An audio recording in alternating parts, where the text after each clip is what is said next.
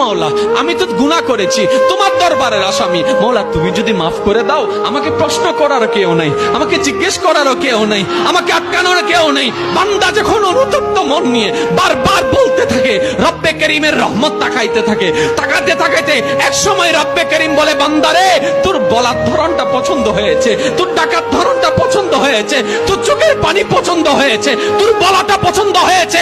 এবার মাওলা বলে, আমি তোর সারা জীবনের কত গুনাহ করছিস? বান্দা বলে, মাওলা 40,000 পার হয়ে গিয়েছে। কেউ বলে যে মাওলা পাহাড় পরিমাণ হয়েছে, কেউ বলে যে মাওলা আসমান পরিমাণ হয়েছে। এবার মাওলা বলে যে আমি মাফ করে দিলাম, আমি মাফ করে দিলাম, আমি মাফ করে দিলাম, আমি মাফ করে দিলাম, আমি মাফ করে দিলাম, আমার বান্দাকে আমি মাফ করে দিলাম। ফেরেশতা বলে, মাওলা এত বড় গুনাহগার, এত বড় আসামি, হাজার গুনাহগার, হাজারটা গুনাহ তওবা করেছে একবার, মাফ চেয়েছে একবার, তুমি মাফ করে দিলা, তুমি মাফ করে দিলা। রব্বে করিম বলে, মাফ করবো না তো কি করব?